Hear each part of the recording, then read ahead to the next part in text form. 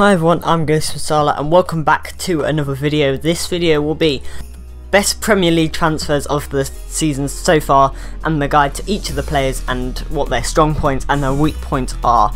As for players I'm doing in this video, I've gone for some players who Premier League audiences might not know much about, but so like they won't know much about them at all because they won't have been in World Cups or stuff like that. So I've gone for players like that and what they're like and how good they are and stats and stuff like that.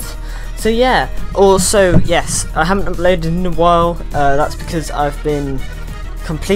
had no ideas at all, and I won't be uploading for a bit after this video either, so sorry about that, but hopefully I'll come up with some ideas.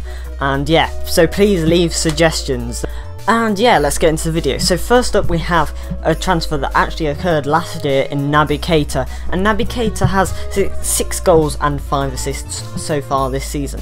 Now the positives about Keita is that he is I would say a world-class dribbler in the centre mid position. He is absolutely amazing.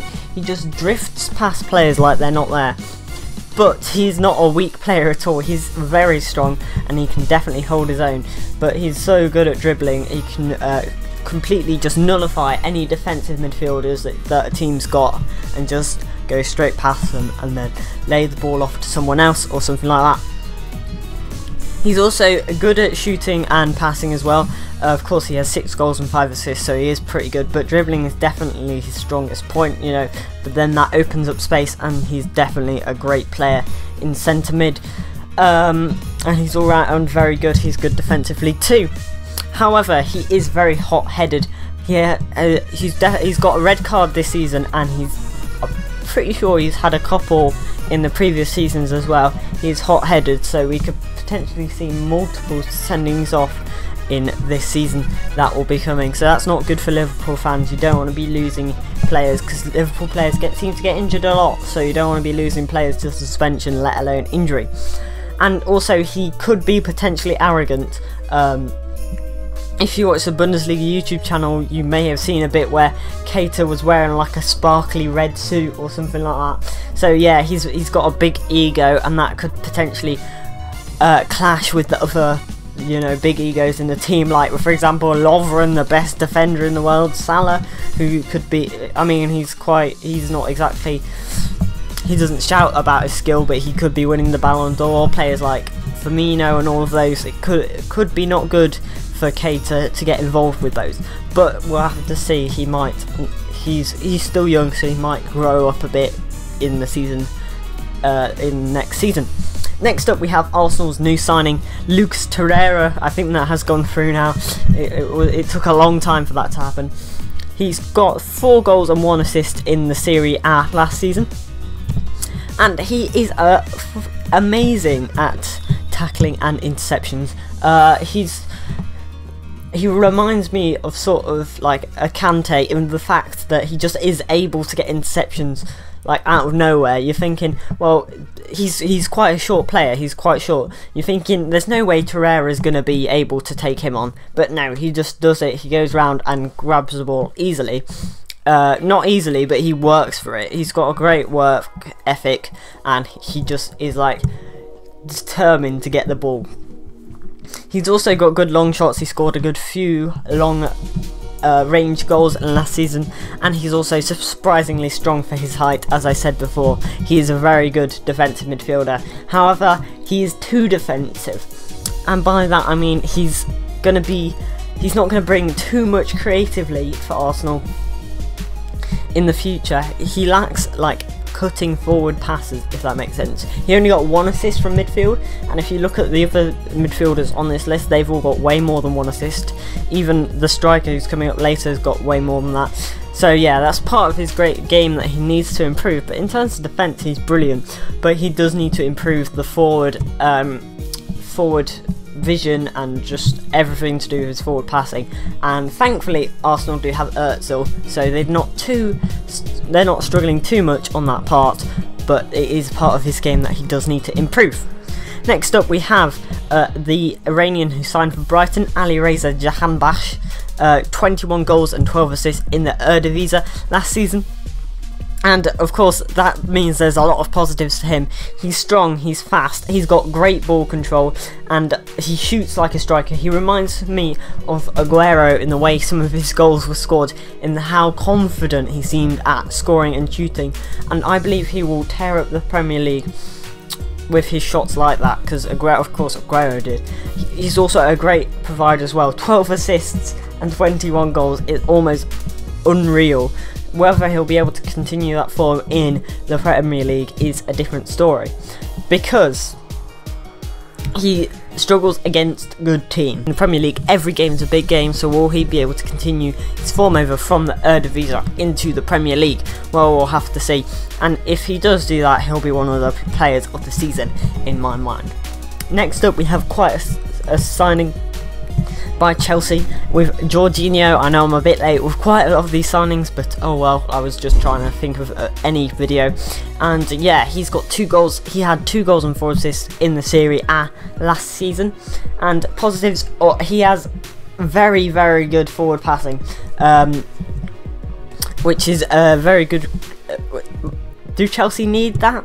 Well, yes, because they've got a lot of attacking players, but they need someone in there who can distribute well, and Jorginho can do that. His forward passing is amazing, and it's very accurate too. I believe he had something like 87% pass accuracy in the Serie A last season, and with his forward passing as well, he's very, very good.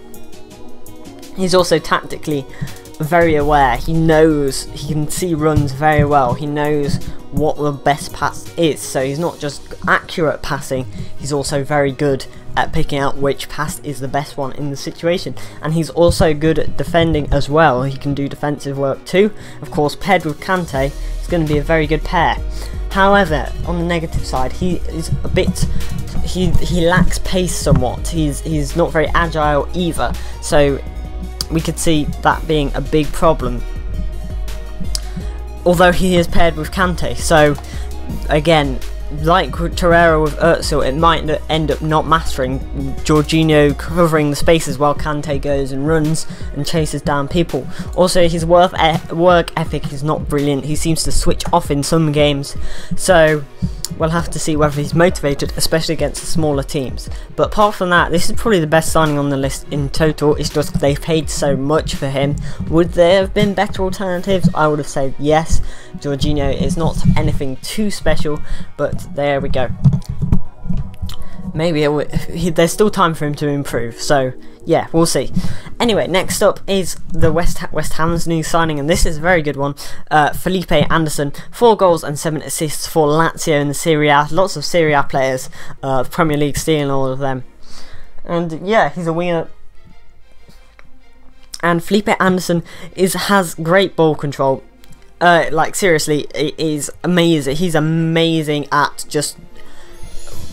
He doesn't just dribble down the wing, he dribbles and he knows what he's doing. He's very assured on the ball, like a centre midfielder, but he's not just a centre midfielder, he's running up and down the wing, which is a very good quality to have. He's also very unselfish, you know, he'll dribble down the wing and then cut in, and he won't try and go for a crazy shot, crazy angle shots. He'll pass it back for the guaranteed goal, which is a very good quality to have, with especially for someone like West Ham. It shows he's also not got a big ego either. He doesn't mind passing to his teammates. He's also very skillful too, and I feel like that's a player, that's the kind of player that West Ham need. They've got like a strong winger in Yarmolenko, and then they've got the skillful, fast, good technically winger in Felipe Anderson. However, he's a bit weak. He gets shoved off the ball quite easily, which could be a big problem, especially in the Premier League, which is a much more physical league. In fact, it's not too far off of Serie A, but it is very physical indeed, and he's not too much with the unselfishness and the passing and the good passing in like the close to goal areas. He's also not too much of a goal scoring threat himself. He's not sort of like a cut-in player and score. He's more of a cut-in player and then maybe lose the ball when he should have had a shot and maybe gotten something. So that's there to consider too. However, West Ham do have lots of goal scorers in, well, of course, newly signed Yarmolenko and Arnautovic as well. And finally, we have the newest addition to the Premier League in this list, and the final one on the list. Yoshinori Mutō, not confirmed he's going to Newcastle yet. There's been some problems with that, I've heard, but he did get 8 goals and 2 assists last season, and I'm going to go as quick as possible. Positives are that he's an aerial threat. He's got he's a very good aerial threat. He's scored, I'd say half of his goals were headers. No, half, quarter of his goals for Mainz were headers, which is good. Again, good in the Premier League because it's a physical league. He's got good ball control. He's very strong, and he also scores he doesn't really have form. He can score in any game at any point.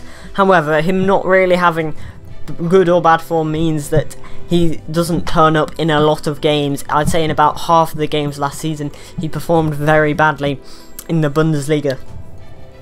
So yeah, that's there to consider, especially in the Premier League where every game matters.